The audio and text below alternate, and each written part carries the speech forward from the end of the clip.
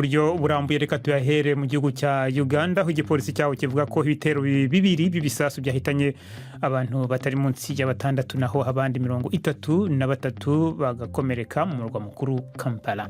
Umuvugizi wacyo yavuze ko batatu mu bapfuye ari abiyahuzi biturikizaho ibisasu.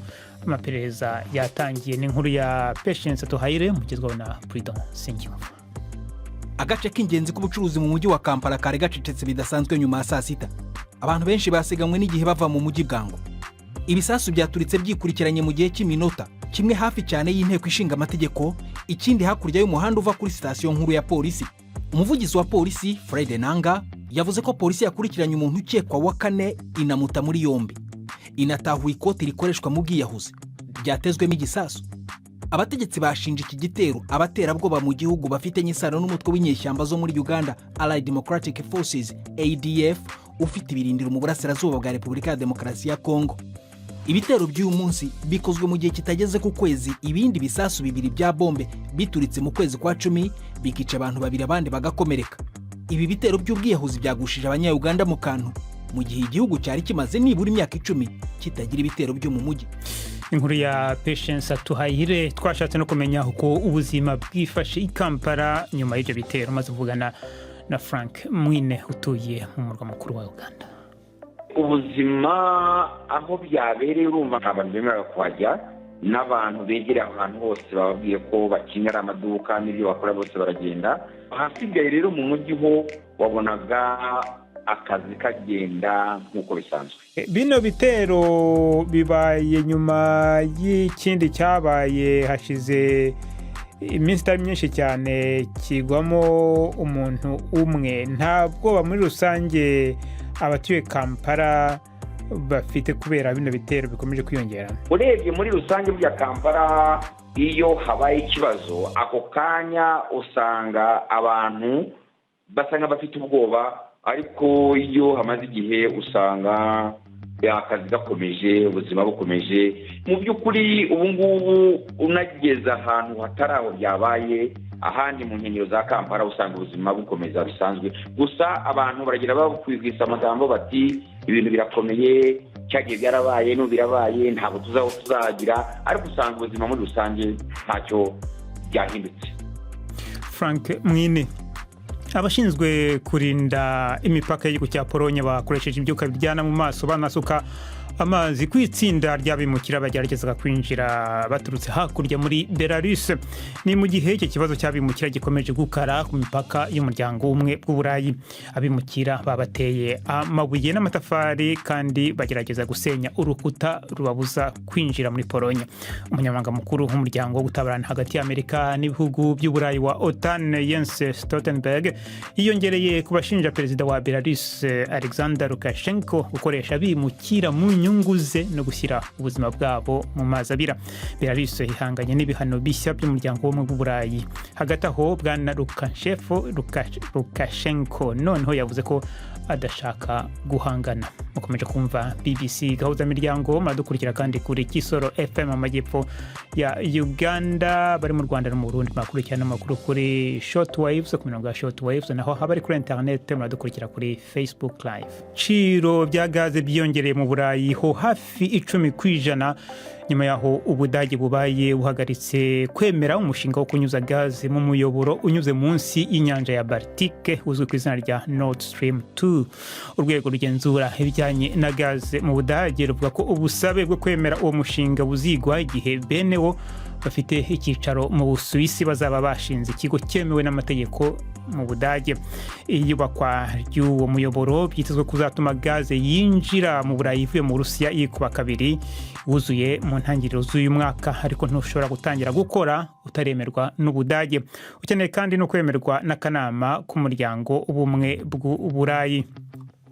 Twerekeze mu ntara ya Kivu y'Amajyepfo muri Repubulika ya Demokarasi ya Kongo havugwa igitero cyagabwe n'abarwanyi b'imitwe yise twirwaneho na Gumino yiganjemo abanyamurenge ku baturage b'Abanyintu n'Abafurero bo mu murenge wa Mikenke muri teritwari ya Mwenga. Amakuru havuga ko hari abantu bagera ku 10 bishwe kandi barakomereka. Mu kugerageza kumenya ibyabaye ntavuganye na Pierre Karabanyentu umuyobozi w'abanyentu muri teritwari ya Uvira. Igitero gitewe n'abakekwa aribo z'ingabo za makanika barimo bagumino na twigwaneho batera abaturage ngo batwika amazu bica abasivile batandatu abantu barindwi bo mu muryango wa Kawazanyakwana nibo bavutse. Ni ibihe bimenyetso ufite bikwemeza ko abantu bateye ari abo muri twirwaneho bafatanije na makanika? Nibo nyine kubera ko kandi baheruka no kwatera ikindi gitero batera y'abasirikari ariko ngo igitero cyabaye ejo umuhungu umwe wa Kawazanyakwana yaracitse abacitse ku icumu nibo bahunze binjira mu kabira barabitegereza ibyo bakoze bose baza babibona nibo banavuze n'ayo makuru bari baraho bababonye ko ari bo nyine bafite imyambaro bambara ituma bamenya bari bo. Hariya muri kariya karere hariho izi nyashamba zirimo nka kubiri harimo bagumino n'abatwigwantu n'abanyamurenge hakabaho ababembe n'abapfuro n'abanyintu abo nibo shambuke n'abamayimayi. Eske kurabona ko bari abahungu bonanirwa kumenya abanyamurenge babateye? Abo rero bishwe ni abanyintu. Harimo abanyintu 6 bapfuye hakabamwo abakomeretse abapfurero 2 n'abagore 2 b'ababembe n'abanyintu 7 bakomeretse. None ko wavuze ko hari inkambi ya MONUSCO ntabwo yatabaye? Amasaha bateresa n'umunyamakuru n'amasaha 5 ya nijoro ntabwo MONUSCO yashobora mu birindiro byiwe ni kandi ni hafi n'inkambi y'ingabo za Kongo za FARDC nabo ntibarushe bava mu birindiro zabo kubera ko hari nijoro.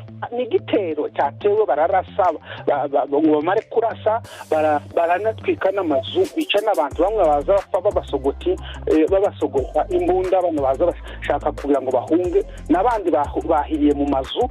Ubutegetsi mwabugejejeho kino kibazo, ingabo mwagejejeho kino kibazo, MONUSCO mwagejejeho kino kibazo, abo bose babwiye iki? Twababwiye ko turababwira ati ubundi bamwe bazuze gusa ngo se ni saa 5 za nijoro tuba twagize gute, tuba twagiye muri adu yateye nijoro ni saa 5 n'iki tuba twakoze. Pierre Karuba umuyobozi w'abanyintu twavuganye ku munsi w'ejo iki gitero kikaba cyarabaye ku cyumweru. Uyu munsi rero navuganye na Kamasanda Kize welcome umuhuza bikorwa akaba n'umuvugizi w'umutwe w'abanyamurenge w'iyise twirwaneho yatangiye ahakana ibyo birego by'abanyintu. Ikinyoma ntabwo twari kuja gushaka abanyintu mu mikenke kuko naho tuba baratuye. Icya kabiri mu mikenke aho bari ni hagati y'amapozisiyo 3 ya FARDC ndetse na MONUSCO.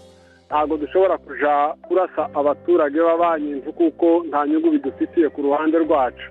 Nibo bonyine barasanye kandi sigo bwa mbere babikora bahora barasana bapizacu bari kunyaga. Uravuga ko abanyintu ari bo birwaniye muri kiriya gitero bakicana? Nibo nibyo kabisa byavuye kuka hari inka z'abanyamurenge banyaze mu cyumweru hagati igihe cyo kuzigabura baza kubipfa hagati ya mayimayi na biroze bishambuke. None se ubwo nibo bagiye barasa barica baranatwika bitwikira ubwabo? Nibo rwose nabo ubwo abanyintu n'abapfurera ariko bafite utuntu kwabo bakorana amagurupe atandukanye. Iyo aya magurupe atumvikanye bahita baja mu bo bahanganye bagatwika amazu bakica abantu. Sigo bwa mbere sigo bwa kabiri babikoze henshi twatanga ingero zigaragara. Wari uvuze uti n'abanyintu birwaniye ubwabo ariko baravuga ko hari abafurero 2 bakomeretse hari n'abagore b'ababembe na moko 3 aho ngaho atandukanye. Bizo rwose ntabwo navuze cyane ko ari abafurero cyangwa ababembe. Icyo nzi nuko ari hagati y'abishambuke na mayimayi bapfuye kunyaga kandi ibyo bahora babikora. Ariko mu mico yabo iyo badapfuye kunyaga inka baza bapfa iby'amarozi filime sikari barasa abantu batwika n'imihana mu gihe bashinjana iby'amarozi nyine systeme y'ababantu niko basanzwe.